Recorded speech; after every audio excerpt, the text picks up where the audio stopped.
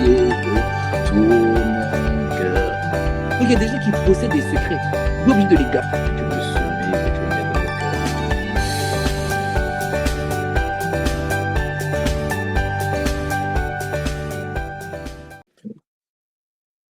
E paradia montes capilla pila. Elige perementus cafinandeli. Tu es bon et ton amour ne jamais. Alléluia. Alléluia. Tu es bon et ton amour durera jamais. Alléluia. Mon âme à moi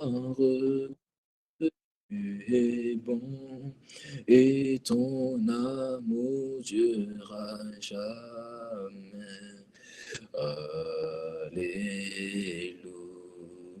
Alléluia. Alléluia à toi Jésus, tu es bon et ton amour durera jamais. Alléluia.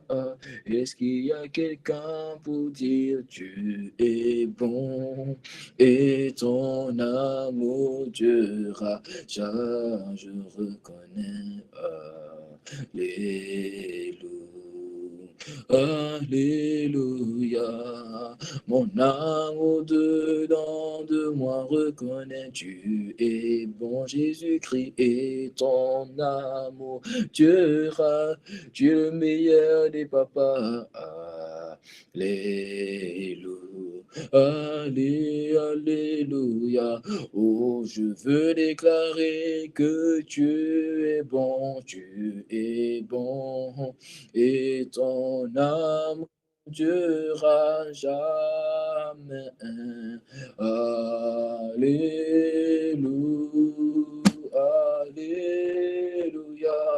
Alléluia. Ça veut dire gloire à Dieu. Tu es bon et ton amour durera jamais. Alléluia.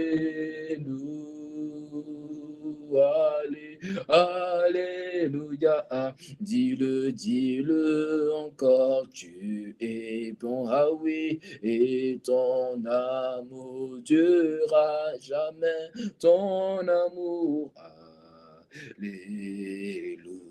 Tu es en train de reconnaître sa bonté, tu es en train de reconnaître ses compassions envers toi, tu es bon, et ton amour durera jamais.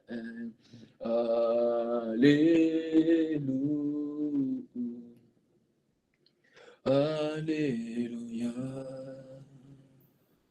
Tu sais, quand on dit que tu es bon et ton amour durera jamais, on n'est pas en train de parler à un homme, non. Parler à Dieu le Père, qui s'est révélé par Dieu le Fils et qui aujourd'hui se fait découvrir par le Saint-Esprit. Quand je dis tu es bon, je suis pas en train de m'adresser à toi qui m'écoute, je m'adresse à celui qui habite en moi par son esprit. Et tu vois, en ce jour de la fête des pères, où nous reconnaissons, nous honorons les pères, celui qui honore ton père, nous sommes en train de dire à Dieu, le Père de tous les pères, que tu es bon. Ça veut dire que là où ton père, physique, spirituel, biologique, n'avait pas était capable de pouvoir te donner ce qu'on appelle la bonté. Parce que la bonté n'est pas la gentillesse. Il y a ces deux choses totalement différentes.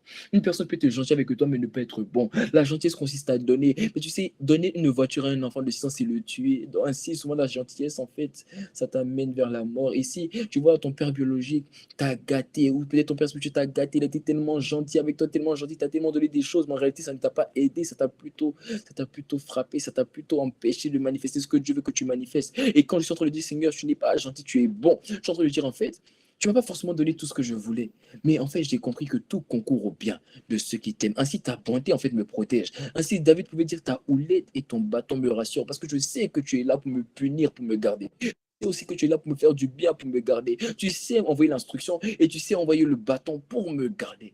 Quand je dis tu es bon, je suis en train de reconnaître que tu es le Dieu rempli de bonté. Quand je dis que tu es bon, je suis en train de reconnaître que tu es le Dieu qui m'aime tellement. Quand je dis que tu es bon, je suis en train de reconnaître que tu n'as pas changé, que ta miséricorde pour moi n'a pas changé. Là où des pères là où des pères ont abandonné, là où des pères ont quitté la maison, là où j'ai pas connu mon père, là où j'ai pas grandi avec mon père, là où j'ai pas reçu l'éducation d'un père, là où j'ai pas reçu l'amour d'un père, c'est là maintenant que je dis tu es bon et ton amour durera jamais. Ça veut dire que ton amour se manifeste dans la longueur, ton amour se manifeste dans la profondeur. La Bible dit dans Éphésiens 3 que tu as celui qui est rempli de l'amour dans ces quatre dimensions. La dimension de la largeur, la dimension de l'amour qui aime tout le monde. Tu m'aimes et tu ne fais point de favoritisme. Tu n'aimes pas quelqu'un d'autre plus que moi. Tu m'aimes tel que je suis et tu m'aimes aussi en longueur. Ça veut dire que tu m'aimes dans le temps. Ton amour pour moi ne varie pas. Ton amour pour moi perdu dans le temps. Ton amour pour moi continue dans le temps. Dans le passé, tu m'aimais. Même quand je n'étais pas à toi. Même quand je n'étais pas en Christ, tu m'aimais. Et aujourd'hui encore dans mon présent, tu m'aimes. Et dans mon futur, tu m'aimeras. Pourquoi? Parce que tu es bon et ton amour ne durera jamais. Et quand je chante ce chant, c'est ce que je suis en train de confesser. C'est ce que je suis en train de témoigner. Je ne suis pas seulement en train de chanter un chant. Je suis en train de dire à Dieu, je reconnais. Mon âme reconnaît que tu es bon. Mon âme reconnaît que tu n'as pas changé. Et c'est ce que je suis en train de témoigner. Voilà pourquoi je sais que peut-être une personne ici ne connaît pas ce chant, mais au moins tu reconnais. Mais si tu ne connais pas, au moins tu reconnais qu'il est bon et que son amour ne durera jamais. Et à cela, je réponds Alléluia. Ça veut dire gloire à Dieu. Ça veut dire reconnaissance à Dieu. Ça veut dire honneur à celui qui m'a aimé. Honneur à celui qui m'a aimé le premier et qui m'a tellement aimé qu'il a envoyé son fils unique. C'est la preuve de son amour parce que l'amour donne et il a donné ce qu'il avait de plus cher. Il a donné ce qu'il avait de plus grand. Il a donné ce qu'il avait de plus valorisant. Il a donné ce qu'il avait de plus merveilleux. Il a donné le fils unique, l'unique, le véritable, la parole de Dieu lui-même, celui qui était la lumière. Voilà pourquoi Jésus venant dans le monde a dit, je suis la vérité. Il est la parole, il est la lumière. Il a donné ce qu'il avait de plus cher pour toi et pour moi. En cette fête des pères, nous sommes en train de reconnaître le Père des pères. Je sais qu'une personne ici me dit, mais je sais, mais tu dis Dieu est bon, mais je ne suis pas là où je veux être, il ne m'a pas donné tout ce que je veux. Je comprends. Mais tu vois, c'est ce que l'Esprit est en train de t'expliquer. La bonté n'est pas la gentillesse. La gentillesse, c'est donner. La gentillesse, c'est donner dès qu'on te demande. Mais tu vois, la gentillesse peut gâter une personne. La gentillesse peut t'empêcher de manifester Dieu. La gentillesse peut te tuer, alors que la bonté te préserve. La bonté te garde. La bonté te sécure. La bonté te séquestre. La bonté te cadenasse. La bonté te protège. La bonté fait en sorte que tu ne sortes pas de ses voies. Je comprends que tu veux que tu sois gentil avec toi, mais un père bon, c'est un père qui s'est protégé. Et c'est ce que Dieu a fait pour toi. C'est ce qu'il a fait pour toi depuis ta conversion.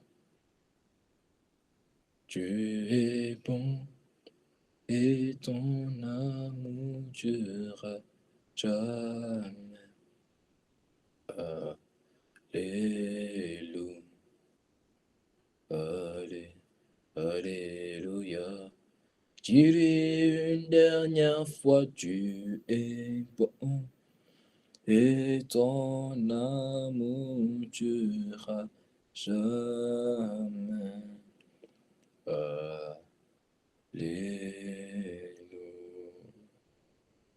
Allé- Alléluia. Est-ce qu'une personne veut acclamer celui qui a la paix le Père éternel? Est-ce que tu peux acclamer? Oh, mais t'es libre d'ouvrir ton micro et d'acclamer. T'es libre de l'acclamer. Éternellement et magnifiquement. Le Dieu véritable et qui l'acclame. Amen. Amen. Amen. Amen. Amen. Il est notre papa. Il est le père de tous les pères. Même si ton père biologique ou ton père spirituel a échoué, lui, il est celui qui n'échoue pas. Et il est celui qui est bon. Il est celui qui a l'amour qui dure à jamais. Il est celui qui n'a point changé.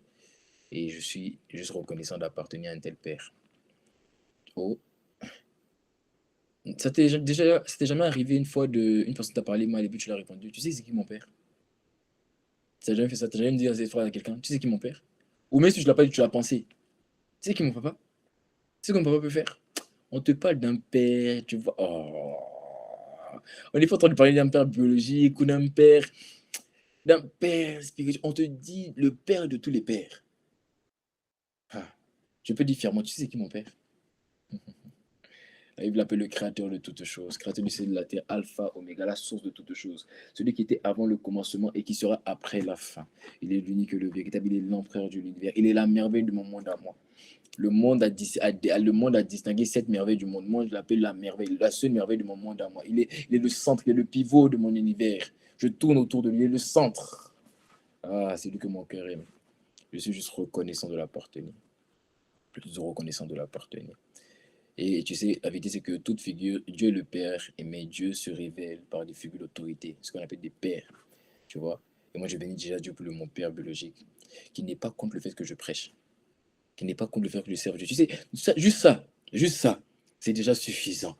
Parce qu'il y a des personnes qui sont appelées au ministère, il y a des personnes qui sont appelées à prêcher, mais que leur père ne les laisse pas. Mais moi, il me tolère, il m'a jamais combattu. Bien au contraire, il prie pour moi. Il est fier de dire que mon fils, il est fier de dire que son fils a atteint un niveau avec Dieu que lui n'a pas atteint. Quelle humilité de reconnaître que son fils a atteint un niveau avec Dieu que lui n'a pas atteint. Juste pour ça, j'honore mon père, je bénis Dieu pour mon père. Est-ce que, je sais qu'on n'a jamais fait ça, on a fait ça pour les pères spirituels, mais est-ce qu'on peut acclamer Dieu pour mon papa? Parce que tu sais, la vérité, si je suis là, micro. Si je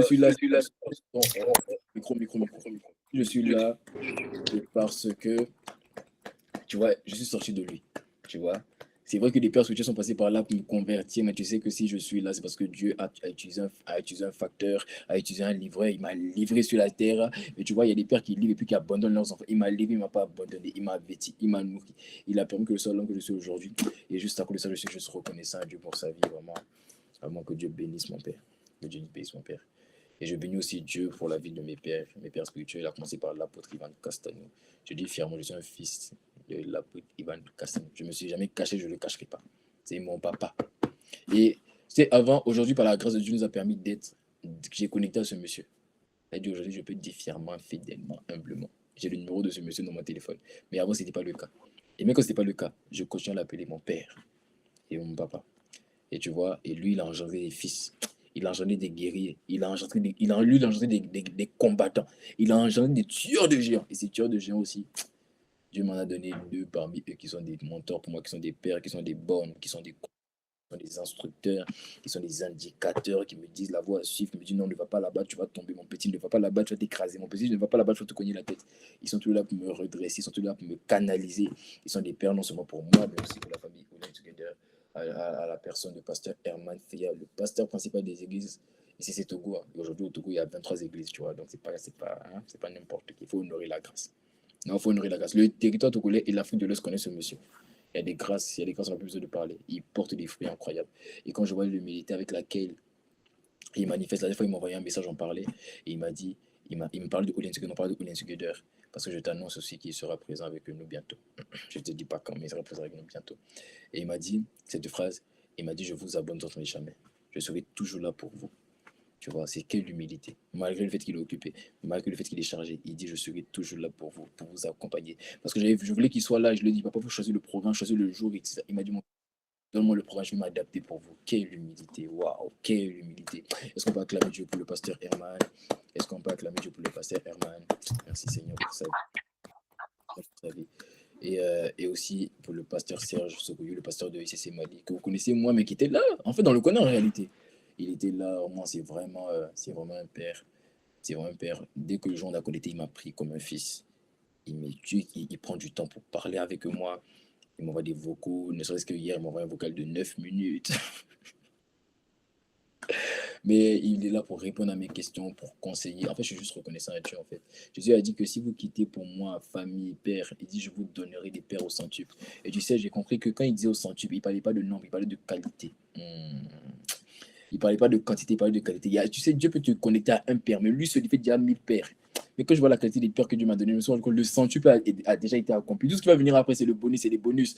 Mais j'ai dit, tout ce qui va venir après, c'est des bonus. Mais dans ce que Dieu m'a donné, c'est déjà de la qualité. Ça suffit déjà. C'est déjà le centuple. Et pour ça, acclamons le Seigneur Jésus.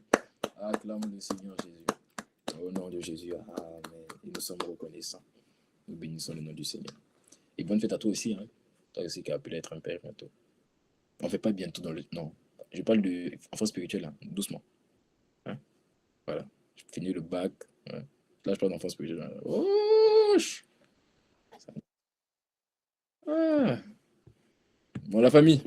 Alléluia. Bon, avant que la famille, je vous invite à pouvoir prendre le lien et à le partager. Partageons, invitons des personnes à se connecter avec nous. Invite des personnes, invite des personnes. Donc voilà, il y a des personnes qui ont dit qu'ils allaient se connecter. Invite-les, invite-les. Le message aujourd'hui là va retenir ton système de pensée. Je t'assure, si tu sors d'aujourd'hui, comme tu es rentré, je te fais une offrande. Une personne dit quoi? Mon cœur, tu as entendu? On se ferme. Mon cœur, on devient endurci. Tant que tu restes connecté et que ton cœur n'est pas endurci, ce message va transformer ta vie, dans ta manière de voir Dieu, dans ta manière de voir les choses.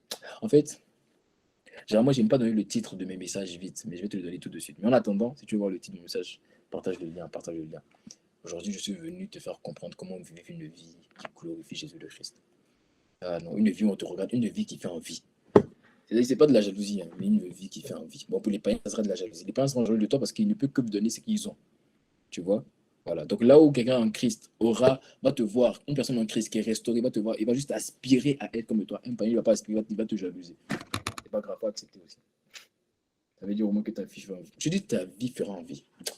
Je dis ta vie fera envie à ta famille, à tes amis, à ton environnement, à ta génération, à ton peuple, à ta descendance. Je dis ta vie fera envie.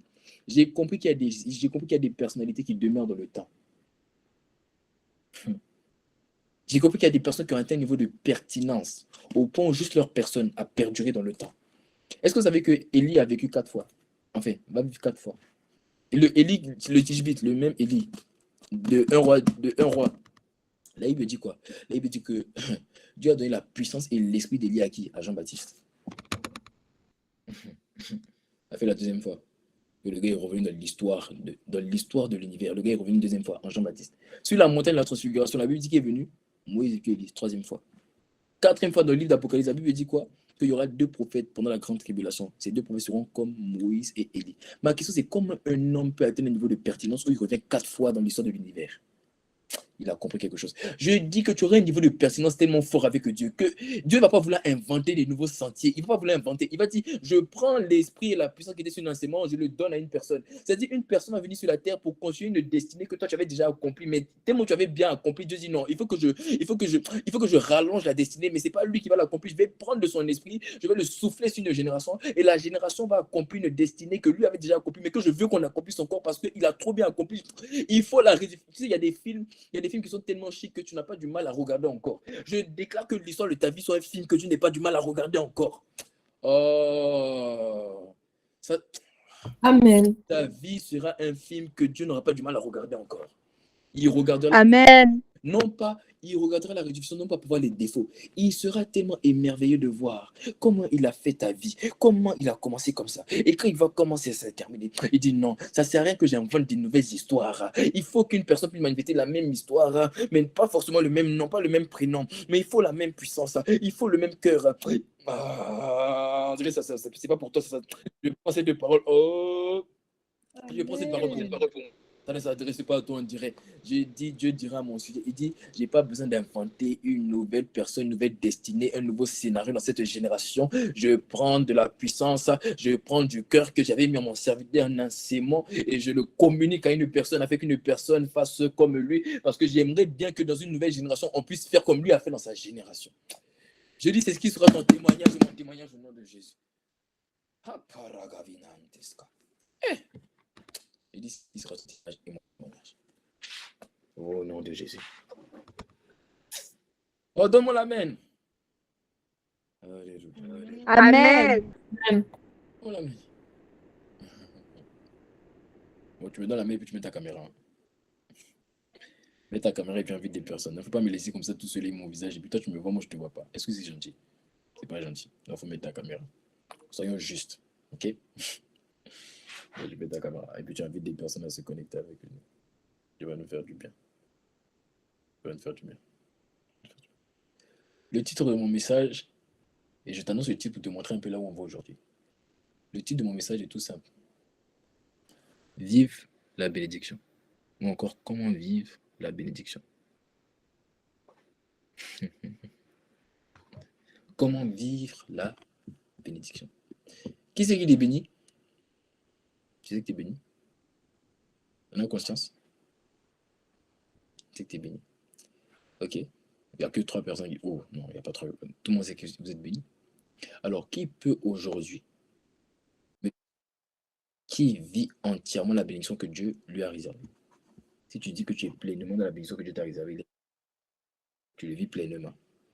Lève la main. Si tu vis pleinement la bénédiction que Dieu t'a. Ok. Une personne. Gloire à Dieu. Tu peux. Bon, prends la parole alors. Montre les clés. Non, en fait, ce que je vais vous expliquer, la famille, c'est que on parle de. On sait qu'on est béni, mais qui a déjà, s'est déjà rendu compte que je suis béni, mais j'arrive pas forcément à vivre la bénédiction que Dieu m'a déjà donnée.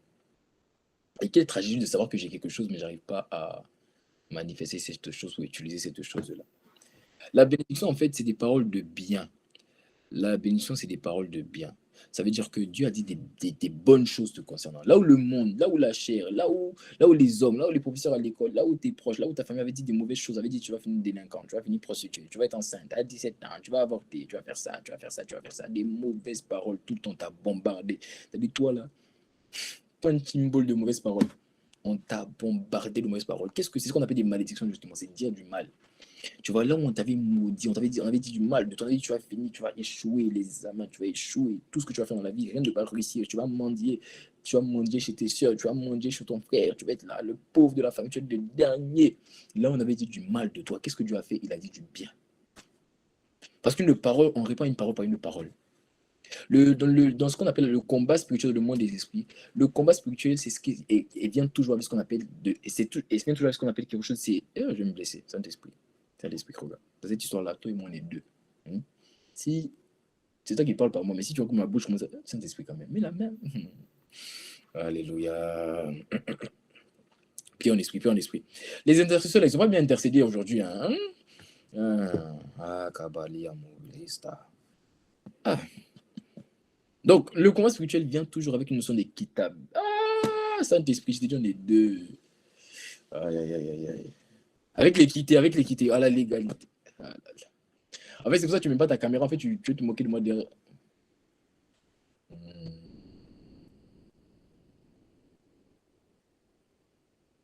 Dans le combat spirituel, c'est équitable. Ça veut dire que dans le combat spirituel, une personne peut se battre avec une épée et puis l'autre se bat avec ses poings. Les deux doivent avoir une épée. Donc, dans le combat spirituel, on répand une parole par une parole. Si une parole de malédiction a été envoyée, pour répondre à cette parole, il faut forcément une bénédiction. Ainsi, Dieu t'a béni. Parce que le monde t'a maudit, Dieu t'a béni. Parce que tes ancêtres t'ont maudit, Dieu t'a béni. Vous savez, il y a des ancêtres qui ont dit, tous ceux qui sont. Ils ont mis. Toi, tu n'as pas idée du monde. Tu n'as pas idée du monde des esprits. Ton problème, c'est que tu es trop naturel. Tu ne te rends pas compte qu'avant que tu viennes, il y avait des gens qui étaient là. Et puis les gens qui étaient là, tu n'as pas idée. Est-ce que tu connais des combats qui étaient avant toi? As-tu déjà tout ce niveau d'intimité là où tu commences à te révéler? Qu'est-ce qui combat ta famille? Même, as-tu déjà atteint un niveau d'intimité avec Dieu où tu commences à entendre les conversations qui avaient lieu il y a 400 ans, qui ont scellé toute ta famille? Parce que quand Dieu fait de toi un libérateur, il te fait comprendre qu'est-ce que vous avez rendu esclave, afin que tu puisses le résoudre. Ainsi, souvent, tu vas atteindre un niveau d'intimité où tu vas commencer à entendre des conversations. Et puis, tu commences à entendre que non, il y avait une ancêtre, tu le comprends par perception, par conviction, qu'il y avait une ancêtre. Elle n'a pas parlé beaucoup, elle a juste mis sa main sur ses entrailles. Elle a dit, bon, tous ceux qui sortent de ce ventre-là, ils vont échouer dans la vie. Juste cette parole a ouvert une porte pour que les démons puissent rentrer. Le problème, c'est que quand tu ne sais pas ça, en fait, tu n'as pas conscience de la profondeur, de la valeur des bénédictions. Et laisse-moi te dire, quiconque n'a pas le Saint-Esprit ne peut pas te dire du bien, donc te dit du mal. Donc aujourd'hui, il y a beaucoup de malédictions qui sont envoyées contre toi et contre moi. Et Dieu lui dit du bien. Dieu lui dit du bien. Oh, j'ai dit Dieu t'a béni. Amen. Ça veut dire qu'il a dit du bien de toi. Là où tout le monde avait dit des mauvaises choses, Dieu a dit du bien de toi. Dieu a dit du bien. Oh, mettons la main. J'ai dit Dieu a dit du bien de toi. Amen. Amen. Amen. Alors aujourd'hui, je suis venu te parler de comment on fait pour vivre la bénédiction. C'est tu as dit du bien de moi, non? Mais le problème, c'est que tu as dit je suis saint. Tu as dit je suis consacré. Tu as dit je suis joyeux. Mais je ne vois pas la joie manifester. Je ne vois pas la paix manifester. Je ne vois que l'inquiétude. Je ne vois que la dépression, la solitude, l'amertume, l'implicité, la pornographie. Je ne vois que les désorientations sexuelles. Je ne vois que des choses que toi, tu n'as pas dit de moi. Mais pourquoi je vois ça? Alors que toi, tu as dit du bien de moi. Pourquoi? Je suis venu te parler de comment vivre la bénédiction.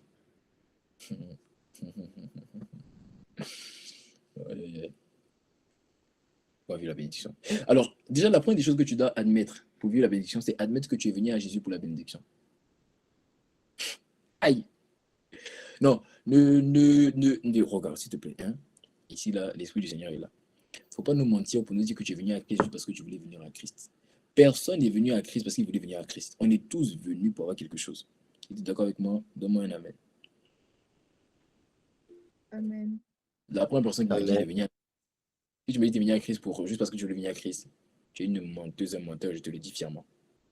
C'est un mensonge. Parce que tu sais que même si tu me dis que, par exemple, je vais essayer de me cultiver, je voulais avoir des réponses. En fait, tu es venu pour des réponses. Donc, même si tu n'es pas venu parce que tu voulais la délivrance ou la guérison, tu es venu quand même parce que tu voulais des réponses. Tu peux pas dire que tu es venu à Christ parce que tu aimais Jésus. Tu ne l'aimais pas. Tu ne sais même pas c'est quoi aimer Jésus. Et d'ailleurs, Jésus a dit, il a dit quoi? Il a dit, m'aimer consiste à obéir à mes commandements. N'avez-vous pas remarqué que ceux qui obéissent aux commandements sans Jésus ne veulent pas venir à Jésus parce qu'ils pensent qu'ils aiment déjà Dieu en obéissant aux commandements sans Jésus? Je vais répéter.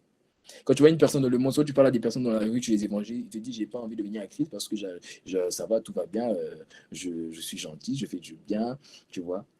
Il est en train de pratiquer une chose que la Bible dit que ça veut dire qu'il aime Jésus, mais il le fait sans Jésus. Il veut le faire sans Jésus. Donc tu vois, l'amour de Dieu, c'est bien plus profond que juste obéir à des commandements. Alors, personne ici est venu à Christ juste parce qu'il avait envie de venir à Christ. Ici, là, au milieu de nous, soyons honnêtes, la famille. Certains sont venus pour la guérison. D'autres sont venus pour des réponses. D'autres sont venus pour la délivrance. D'autres sont venus pour la bénédiction. Tu voulais que Dieu t'élève. Tu voulais être connu. On sait que si tu viens à Christ, tu auras l'argent. Si tu viens à Christ, tu vas réussir à l'école. Si tu viens, on t'a dit, on t'a dit. C'est pas des sottises. C'est des vraies, c'est des choses qui sont vraies. Mais je vais t'expliquer aujourd'hui que comment se fait-il qu'on t'a promis ça et tu es venu, tu ne le vois pas manifester. Et je veux aujourd'hui que tu puisses le vivre. Je vais t'expliquer comment on fait. Certains même sont venus à Christ pour suivre une mode. Oh, tous mes amis sont à Christ.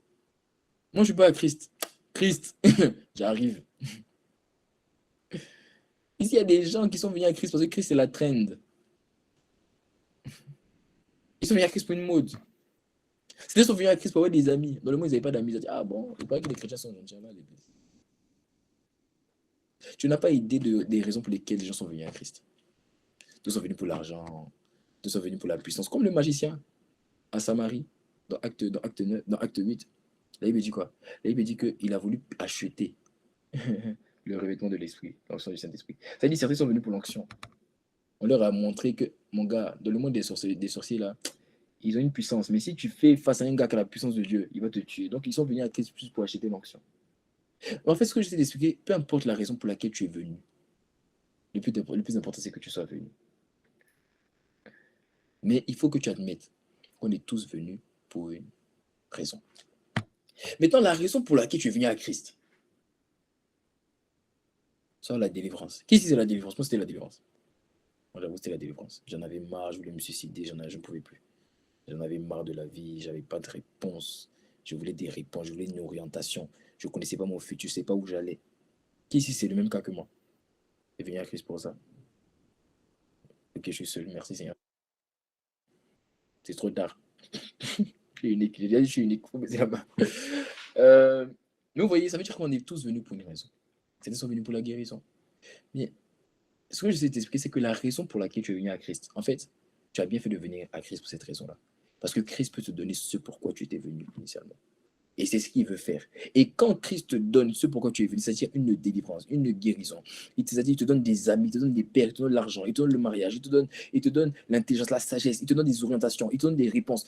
Quand il te donne, ce qu'il veut de te faire, il veut de te bénir, il veut de te donner une bénédiction, il veut de te... Oh, il vient parce que la parole est créatrice. Quand la Bible dit qu'une bénédiction, ça veut dire du bien, ça veut dire que quand il veut te donner quelque chose, il le dit. Et quand tu reçois la parole, alors tu reçois cette chose-là qui est dans la parole. Une personne comprend. Donc, tu as bien fait de venir à Christ pour recevoir ce que tu voulais recevoir parce qu'il est capable de te donner l'onction. Il est capable de te donner les dons spirituels. Il est capable de te donner ce que tu veux, l'impact, l'influence, la visibilité, tout ce que tu veux. Il est capable de te donner l'honneur. Il peut te donner l'honneur. Et c'est ce qu'il veut pour toi d'ailleurs. Parce qu'il a dit, je veux honorer ceux qui m'honorent. Arrêtons de penser que Dieu veut t'honorer. Mais moi, je me parle à moi-même. Dieu veut t'honorer. Parce que moi, je fuis ça. Ah, je fuis ça. Pas parce que j'ai peur de l'orgueil, quoi que ce soit, j'ai pas peur de l'orgueil. Parce que voilà, quand je veux. Hein. Mais tu sais, souvent, il y a un niveau, tu as tellement honoré Dieu que Dieu veut t'honorer. Tu n'as pas aidé. Souvent, c'est la dimension à laquelle tu vas. Je te dis, où des gens, des papas, des hommes d'affaires, des directeurs généraux, pour venir vers toi pour te dire, tu peux nous accorder juste 5 minutes. On aimerait juste parler avec toi. Ou tu vois des gens du même âge que toi, qui en fait, limite, en fait, font juste s'abaisser. Tu te poses la question, mais qu'est-ce que j'ai fait? Le point, c'est que tu as honoré Dieu. Et Dieu veut t'honorer. Donc, Dieu est capable de te donner ces choses-là. Et c'est ce qu'il veut pour toi. C'est ce qu'il va te donner d'ailleurs. Et quand il te les donne, c'est ce qu'on appelle des bénédictions. Oh, quelqu'un dit avec moi bénédiction. J'ai dit quelqu'un dit avec moi bénédiction. Bénédiction. Bénédiction. C'est des bénédictions.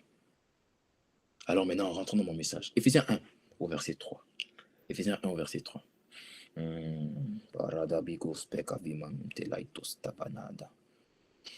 Éphésiens 1 au verset 3. Regardez ce que la Bible dit. La Bible dit, béni soit Dieu. Waouh, le Père. Aïe, aïe, aïe, aïe. Béni soit Dieu, le Père de notre Seigneur Jésus le Christ. Qui quoi? Bon, j'aimerais une personne qui peut ouvrir son micro et éviter les échos pour lire ce verset avec moi. Donc, il y a une personne qui est dans ce cas, tu ouvres ton micro, on va lire ensemble. Béni soit Dieu, le Père de notre Seigneur Jésus-Christ. Ah, il n'y a personne. Ok, Saint-Esprit. Qui nous a bénis de toutes sortes de bénédictions, merci, spirituelles dans les lieux célestes. En Christ. Et merci mon frère. Maintenant, je vais lire. Regardez, je vais lire le verset moi-même. Regardez ce qu'il dit. Il dit, gardez bien ce verset parce que le verset il est tellement. En fait, il est complexe que c'est comme si ça va à A, après ça va à B, après ça revient à A, après ça va à C. Donc, il faut le dire en étant concentré. Il dit, béni soit Dieu. Je ne sais pas si quelqu'un comprend ce verset. Autrement dit, je bénis celui qui m'a déjà béni. C'est de ça qu'il est question. Il dit, je dis du bien de celui qui a déjà dit du bien de moi. Mais on va quelque part. Il dit, béni soit Dieu. Donc, maintenant, il explique qui est ce Dieu-là. Il dit, ce Dieu est Dieu avec D. Donc, il est en train d'expliquer que le créateur du ciel et de la terre, c'est qui? Il dit, c'est le Père de qui? Notre Seigneur. Jésus-Christ. Qui nous a bénis. Regarde avec moi. De toutes sortes de bénédictions spirituelles. Mais où ça? Dans les lieux célestes. Et en qui? En Christ. Le mot, excusez-moi, le mot en ici s'appelle le mot dans. Donc, si tu veux, ça serait qu'il nous a bénis de toutes sortes de bénédictions spirituelles dans les lieux célestes, dans Christ. Quelqu'un avec moi? On va quelque part, tu vas comprendre. On va quelque part. C'est bon? Vous êtes la famille. Vous êtes avec moi. Bon, si tu dis pas amen quand je te demande de dire, mais est-ce que je vais faire la partie que je voulais, je vais couper la partie du syllabe, je vais couper la partie du cours. Et puis, tu vas aller chercher du par toi-même. Donne-le-moi amen. Donne-le-moi amen. Amen. Amen. Il dit qu'il nous a bénis de toutes sortes de bénédictions spirituelles dans les lieux célestes. Mais où ça? En Christ. Donc, il explique ici que Dieu nous a bénis de toutes sortes de bénédictions. Oh, ton point, c'est que tu ne dis pas amen à ça.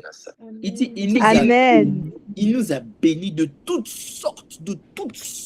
Financières, il nous a bénis. Spirituelles, il nous a bénis. Émotionnelles, il nous a bénis. Relationnelles, il nous a bénis. Familiales, il nous a bénis. Professionnelles, il nous a bénis. Il nous a bénis de toutes sortes de bénédictions. En qui? En Christ. Toutes sortes. Tu cherches quoi? Une bénédiction dans ta vie spirituelle, tu l'as déjà. Ta vie émotionnelle, tu l'as. Enfin, toutes sortes. On dit toutes sortes. On dit tout ce que toi, tu reconnais comme étant quelque chose qui va te faire du bien. La Bible dit, il t'a déjà donné. C'est ça une bénédiction. Ce que tu reconnais, parce que les bénédictions, ce que toi, tu vas appeler bénédiction pour toi n'est pas forcément bénédiction pour moi. Il y a des bénédictions qui sont propres à chacun, mais qui sont aussi personnelles à chacun. Parce que tu vois, là, il veut dire que le don d'un enfant est une bénédiction pour les parents. Ça veut dire que quand il s'agit, par exemple, des choses comme étant avoir un enfant, avoir un travail, parce qu'il a dit que ceux qui ne travaillent pas ne mangent pas. Avoir un travail, avoir un enfant, avoir ce genre de choses, c'est comme si c'est commun à chacun, c'est les bénédictions à chacun. Mais par rapport à qui je suis, par rapport à mon identité, par rapport à comment j'ai grandi, il y a des choses qui vont me faire du bien à moi qui ne te feront pas forcément du bien. Ah, tu viens de comprendre.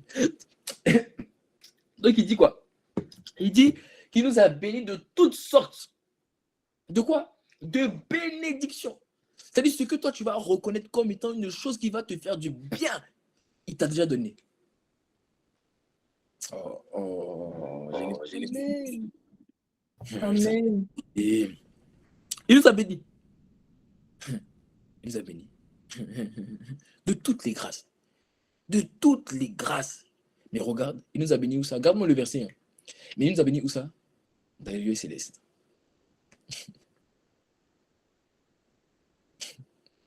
Donc c'est comme si moi je t'ouvre un compte bancaire.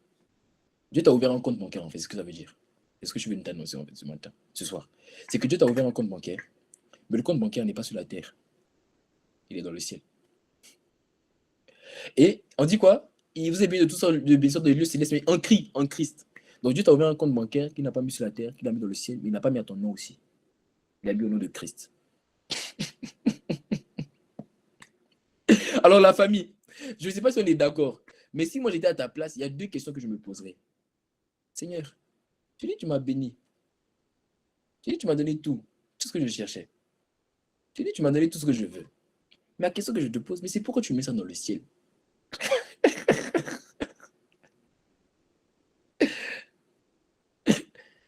Je suis sur la terre. Je suis sorti de femme sur la terre. J'habite la terre. Je respire la terre. Et toi, tu me bénis, mais tu ne me bénis pas sur la terre. Tu me bénis dans le ciel. Ah! Ok, que tu as vu moi. Oh!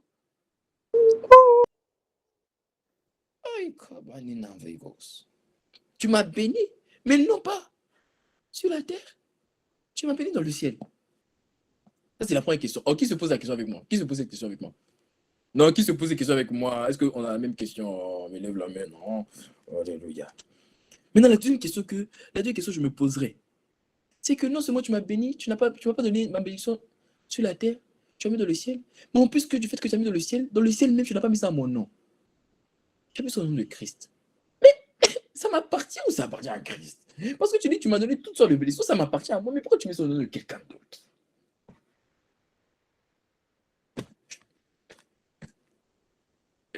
Alors tu vois, Dieu t'a donné toutes sortes de bénédictions, mais la bénédiction là, ce que tu veux, ce que tu reconnais comme étant une chose qui va te faire du bien, Dieu ne l'a pas mis sur la terre, Dieu l'a mis au ciel. Et même au ciel, Dieu ne l'a pas mis à ton nom, il l'a mis au nom de Christ. La famille, je ne sais pas si tu te poses la question comme moi. Seigneur, pourquoi tu ne me donnes pas ça sur la terre, juste sur la terre? Bon, encore, on peut dire qu'il n'y a pas de souci, tu veux que garder ça au ciel parce que tu es au ciel, tu veux que ça soit à côté de toi. Il n'y a pas de souci. Maintenant, ma question, mais au moins mets ça à mon nom. Parce que si tu mets ça à mon nom, ça sous-entend que quoi? Ça sous-entend que je peux le prendre quand je veux. Et si tu mets ça sur la terre, ça sous-entend que je peux aller chercher où je veux, quand je veux. Ça veut dire être riche ne devait pas être compliqué. Aimer Dieu ne devait pas être compliqué. Marcher dans la sainteté ne devait pas être... Comment se fait-il que tout ce que tu voulais me donner de bien, tu ne l'as pas mis sur la terre où je suis, mais tu l'as mis dans le ciel où toi tu es, et tu ne l'as pas mis à mon nom, tu l'as mis ça au nom de Christ. Ah Seigneur. Oh, quelqu'un dit avec moi, Dieu est bizarre. Mais c'est pas péjoratif. Hein. C'est pas péjoratif, Dieu est bizarre. Aïe, aïe. Dieu est bizarre. Alors quelle est la réponse à ça, la famille? La réponse à ça, c'est que, en fait, Dieu est un Dieu qui apprend de ses erreurs. Dis avec moi, Dieu apprend de ses erreurs. Voilà. Dieu apprend de ses erreurs. Il était une fois où Dieu avait ouvert un compte sur la terre et il avait mis son nom de quelqu'un. Oh, tu te rappelles de Adam? Dieu a ouvert un compte à Adam. Et ce compte-là, le nom du compte, c'était domination. Ça veut dire que Dieu t'appelle à dominer sur les oiseaux du ciel, sur les reptiles qui rampent sur la terre et sur les poissons de la mer. Dieu a dit à Adam, domine, assujettis la terre, sois fécond. Dieu avait ouvert un compte. Où ça? Sur la terre. Et il a mis ce compte-là au nom de qui? De Adam. Vous savez ce que Adam a fait? Il a dilapidé. Il a dilapidé la domination. Il a dilapidé l'héritage. Il a dilapidé toutes les bénédictions que Dieu lui avait données. Alors tu me diras comment? Mais Adam a juste désobéi. Oui, mais n'as-tu pas lu Romains 6 au verset 16 qu'on va voir ensemble maintenant? Romains 6 au verset 16, la Bible dit quoi? La Bible dit, ne savez-vous pas? Ça veut dire, il y a beaucoup de personnes qui l'ignorent. Voilà pourquoi ils ne comprennent pas comment la désobéissance de Adam a mené, Adam a livré ce que Dieu lui avait donné, autrement dit la domination. Ne savez-vous pas, quand vous livrant à quelqu'un, comme esclave pour lui obéir, vous êtes esclave de celui à qui vous obéissez. Parce que Adam a obéi au travers de Ève. Parce que Ève est sortie d'Adam. Voilà pourquoi la Bible dit que c'est Adam qui a péché. T'as vu, non? Voilà. Donc, parce que Adam a obéi à la voix du serpent, qu'est-ce qui s'est passé? Il s'est rendu esclave du serpent. Ça veut dire que celui qui est ton Seigneur, ton maître, ce n'est pas celui qui te sauve, c'est celui à qui tu obéis. Donc, tant que Adam obéissait à Dieu dans le jardin, Adam était considéré comme esclave de Dieu. Dès lors qu'il a obéi à Satan, il s'est considéré comme esclave. Du coup, vu qu'il est esclave, tout ce qui lui appartient ne lui appartient plus, ça appartient à qui? À son maître. Donc, si Dieu l'avait confié la domination, maintenant la domination appartient à qui? À Satan. Alors, voici comment un être qui dominait, qui était appelé à dominer. Maintenant, c'est des serpents qui dominent dessus. C'est des serpents qui montent sur lui. Regardez comment c'est subtil. Une personne comprend. Une personne comprend. Donc Dieu, une fois, avait fait confiance à l'homme et a béni l'homme de toutes sortes de bénédictions dans les lieux célestes. Et qu'est-ce qui s'est passé? C'est que l'homme a dilapidé. L'homme a vendu. L'homme vraiment a vendu ce que Dieu lui avait donné.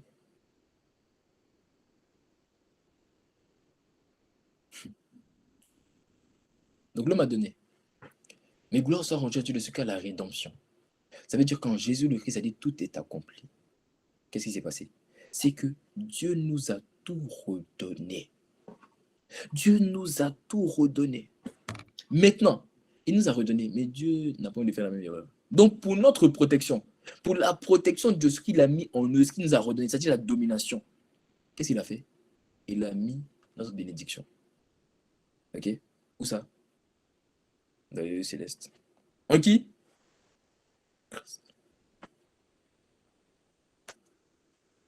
Oh, si tu reconnaissais à Dieu pour cette révélation, est-ce que tu peux acclamer l'Esprit? Est-ce que tu peux acclamer l'Esprit? Ah oui. Il dit la domination, là.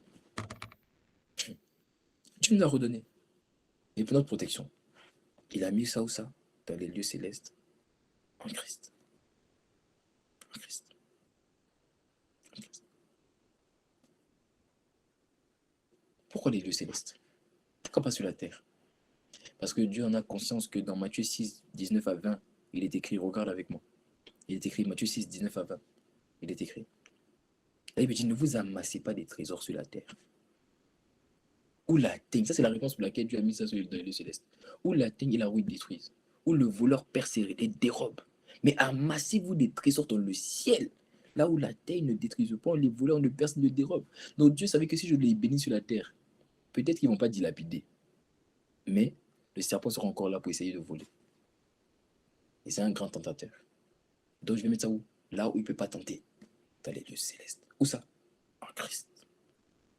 En Christ. Donc ces bénédictions que Dieu nous a données sont où ça? Dans les lieux célestes.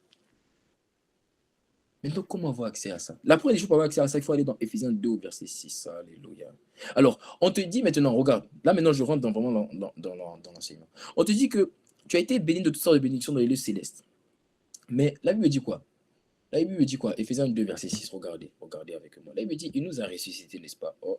Quand on dit il nous, là, on est en train de parler de toi et de moi, tu vois, donc quand je ne vois pas tes cœurs, je ne vois pas tes amen. Ah, Saint-Esprit. Il nous a ressuscités ensemble. Il nous a fait quoi? Il nous a fait asseoir. Où ça? Dans les lieux célestes. Donc les mêmes lieux où il y a la bénédiction, là, c'est là-bas qu'on est assis. Je te vois assis dans les bénédictions. Oh, je te vois assis dans la joie. Amen. Je te vois assis dans la grâce. Je te vois assis dans l'intelligence, la sagesse, l'intimité avec Dieu. Je te vois assis dans l'autorité, le revernement, la richesse. Je te vois assis. Là, il me dit, il nous a fait asseoir dans les lieux célestes. Dans les lieux célestes. Maintenant, ma question pour toi, c'est que, et ma question pour toi et pour moi, on dit qu'on est assis dans les lieux célestes. Mais pourquoi est-ce que notre vie ne manifeste pas les bénédictions qui se trouvent dans les lieux célestes? Tu dis que tu es assis là où il y a la joie, mais pourquoi tu ne manifestes pas la joie? Tu dis que tu es assis, enfin, tu le dis, c'est la Bible qui dit. Tu dis que tu es assis dans la paix, mais pourquoi ta vie ne manifeste pas la paix? Tu dis que tu es assis dans la richesse, mais regarde, tu as découvert. Tu dis que tu es assis dans des bonnes relations, mais regarde, c'est que de la mauvaise influence. Tu dis que tu es assis dans la sainteté, mais tu luttes encore avec le péché. Ma question, c'est qu'est-ce qu'on n'a pas compris? Si on est, comment une personne peut être assise dans la richesse, mais être pauvre? La famille. N'avez-vous pas déjà vu des pays en termes de gisement, de valeur, de gisement? Ce sont les plus riches du monde. Si on va en termes de sous-sol, En termes de ressources, il n'y a pas plus riche qu'eux. Mais en termes de PIB, ils font partie des plus pauvres. Comment on peut être assis sur de l'or? Être dernier, être pauvre. Ça veut dire qu'il y a quelque chose qu'on n'a pas compris. Compris. Comment tu peux être assis dans le lieu céleste? C'est dans le lieu, mais des bénédictions.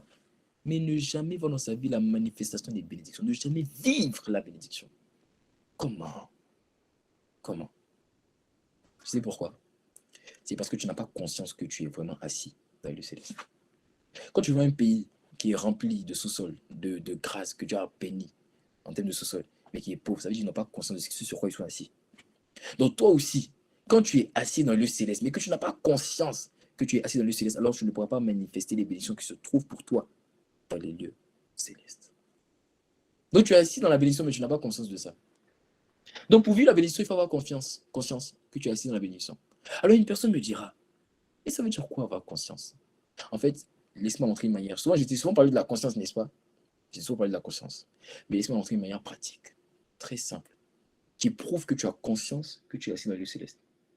Tu sais quoi? C'est que tu prouves que tu as conscience que tu es assis dans le lieu céleste lorsque tu te comportes comme une personne étant vraiment assise dans les lieux célestes. Éphésiens 5 au verset 8. Éphésiens 5 au verset 8. Regardez.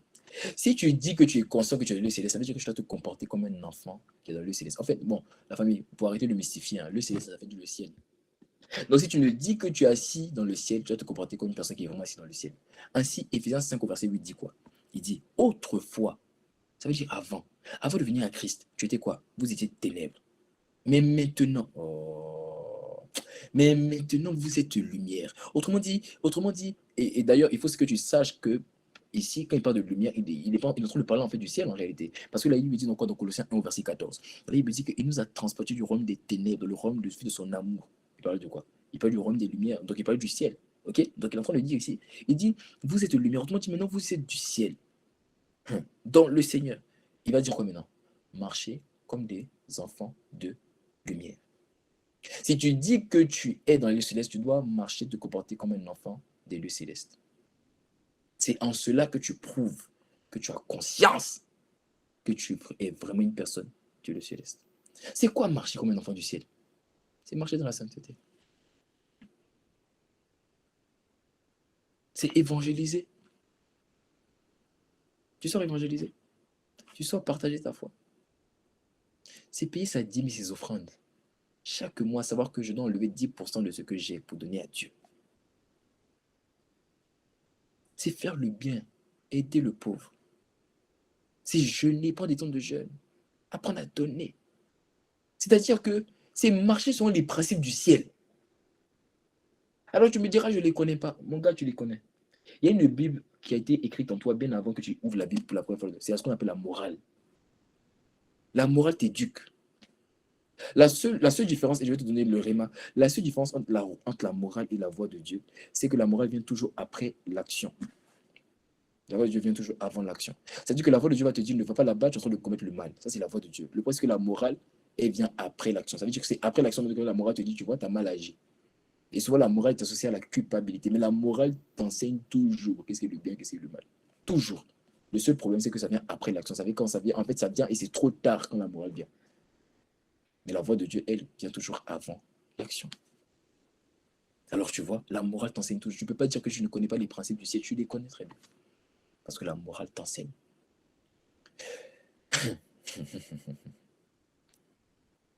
C'est quand tu vas agir selon les principes du ciel que tu pourras dire que tu es dans le céleste, ainsi que tu pourras alors avoir accès à ce qui t'appartient, qui se trouve dans le céleste. Et on a dit qu'est-ce qui t'appartient dans le céleste? La bénédiction. Une personne avec moi. Une personne comprend. Oh, tu comprends, je dois m'arrêter là.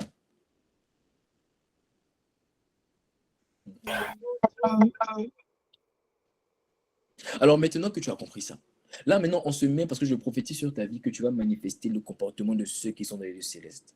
Maintenant que tu marches selon une personne dans les lieux célestes, on va dire maintenant, une fois que tu es arrivé dans les lieux célestes, c'est comme si tu es rentré dans la banque. Maintenant que tu te diriges vers le comptoir, on te dit, Oui, vous voulez quelque chose? Ah non, j'ai un compte ici. On dit non, non, vous n'avez pas de compte. Mais comment ça, j'ai pas de compte? Oui, parce que le compte dans la banque Le Céleste, le Céleste, c'est le nom de la banque. Maintenant, dans le compte, dans la banque en question, Le Céleste, là, ton compte n'est pas à ton nom. Il est au nom de Christ. Donc maintenant, tu rentres dans le lieu céleste. Gloire à Dieu. Maintenant, comment avoir accès maintenant au compte? Comment avoir accès à un compte qui ne porte pas mon nom? Comment je peux me présenter au comptoir et puis dire donnez-moi l'argent, donnez-moi, donnez-moi, donnez-moi, alors que le compte ne porte pas mon nom? Comment je peux réclamer la joie, la paix, alors que le compte n'est pas à mon nom, le compte est au nom de Christ? Comment? Comment la famille?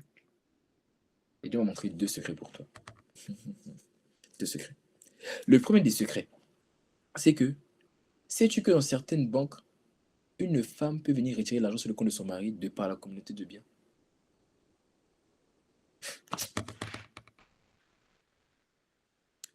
Ça veut dire que tu peux avoir accès à ce que Dieu t'a réservé en Christ par l'intimité. Oh.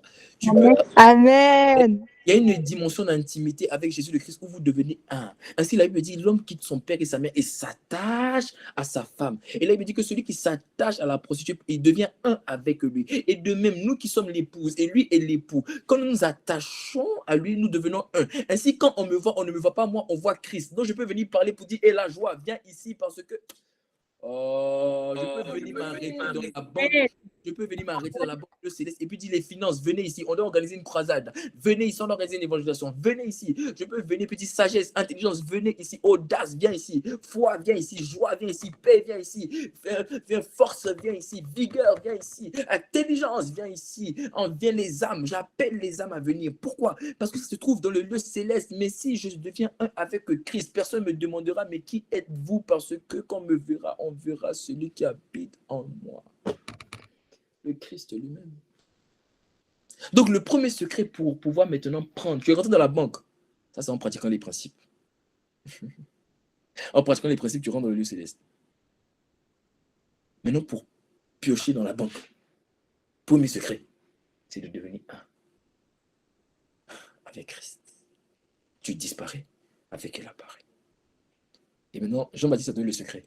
Il a dit que je diminue et qu'il croisse. Ça veut dire quoi? Ça veut dire qu'à chaque fois que je veux, à chaque fois que Nassimo veut se révéler, je diminue, je le laisse prendre la place. À chaque fois que la chambre me dit, oh, il t'a parlé mal, fais-lui comprendre que tu n'es pas n'importe qui. Je dis, hey, diminue. Et à chaque fois que je diminue, il augmente. Quand il croit, on devient un, on devient un, on devient un. Je t'annonce en fait une dimension dans laquelle tu vas rentrer. Il y a un niveau, je sais de quoi je parle. Il y a un niveau, mon frère, ma soeur, où tu n'as pas besoin de demander les finances viennent vers toi.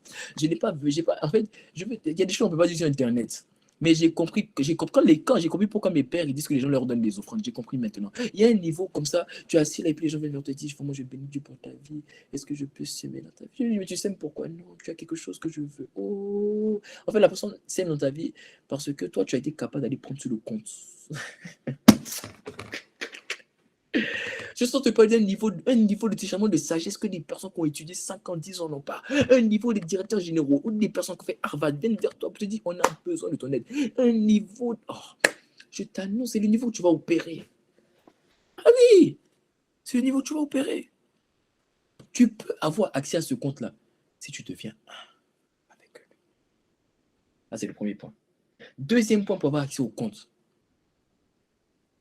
Si tes parents t'ont déjà ouvert un compte d'épargne quand tu étais enfant, selon la loi, à partir de 18 ans, tu peux avoir quoi?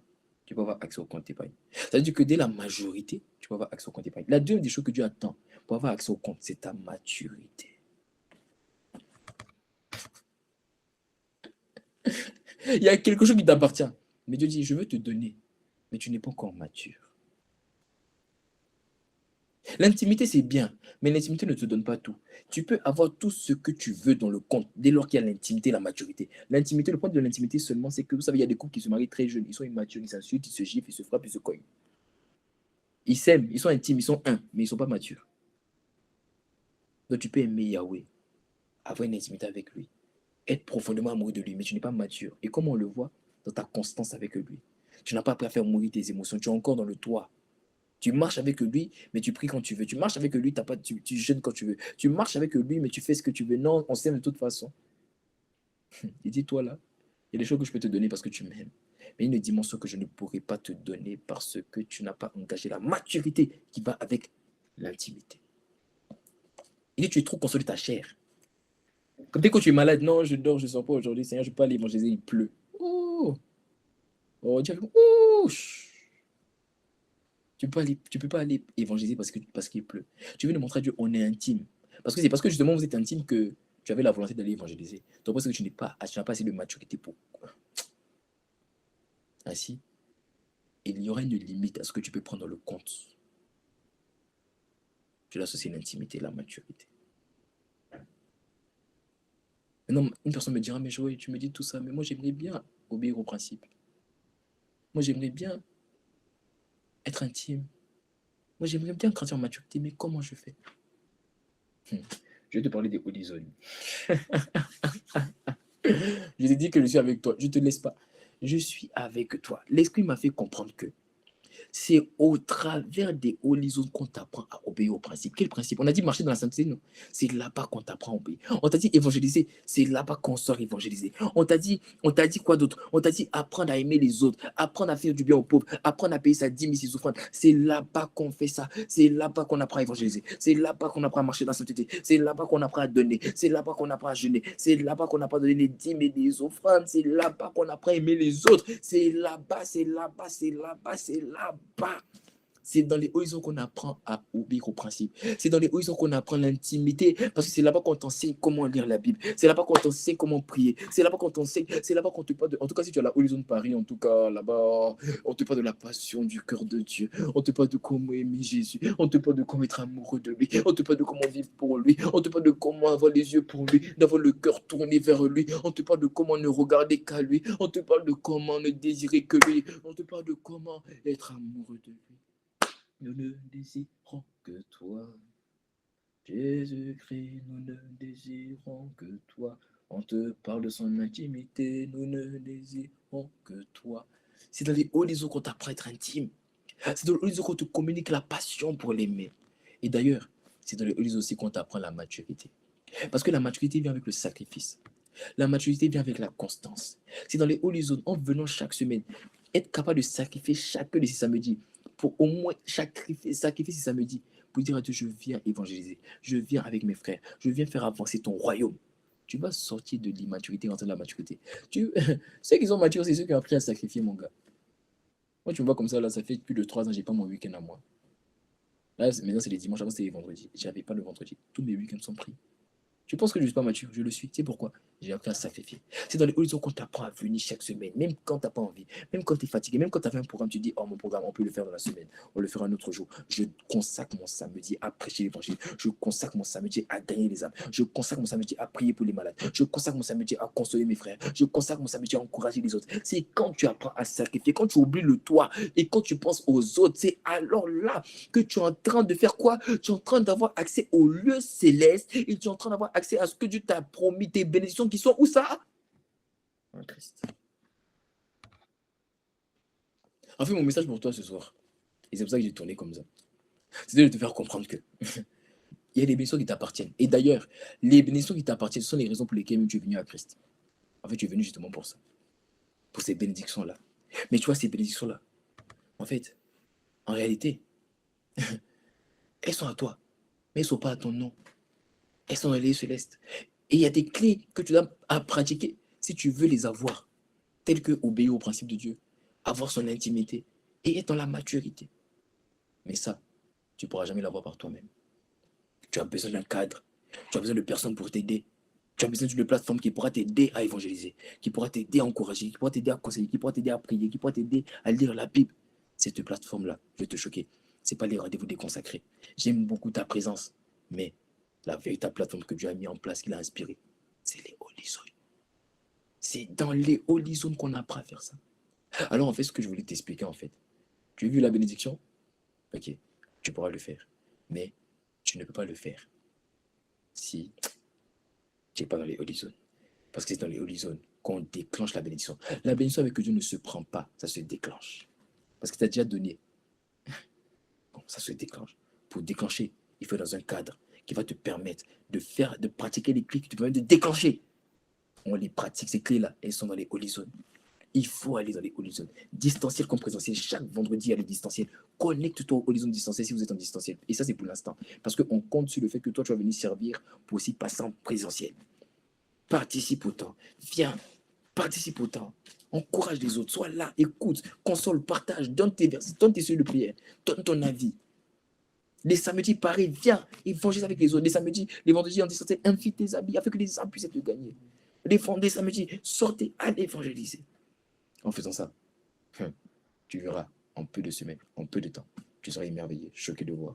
Qu'est-ce qui va se passer? Il va se passer qu'en fait, il y aura un retournement de situation. Et là où on avait dit du mal de toi, tu vas commencer à vivre la bénédiction. Au nom de Jésus. C'est ce qui se passera dans ta vie. C'est ce qui se passe dans ta vie. J'ai dit au nom de Amen. Amen. Si tu n'as jamais eu l'opportunité de donner ta vie à Jésus, de faire la paix avec lui, et que tu ressens en toi ce vide, ce besoin de le connaître, d'avoir une relation avec lui, tu vas répéter après moi cette prière, la prière du salut. Si tu n'as jamais fait cette prière, répète après moi. Seigneur Jésus, merci. Parce que aujourd'hui, par ta parole, tu m'as parlé. Et je ne veux plus te repousser. Mais dès aujourd'hui, à partir de maintenant, je te reçois dans ma vie comme mon Seigneur et mon Sauveur. Change ma vie, transforme-moi, viens habiter en moi par le Saint-Esprit. À toi soit l'honneur, la louange et la gloire Jésus. Je t'aime. Amen. Si tu as répété cette prière, tu es devenu enfant de Dieu, alors notifie cela en commentaire en disant « J'ai fait la prière du salut ». Que Dieu te bénisse.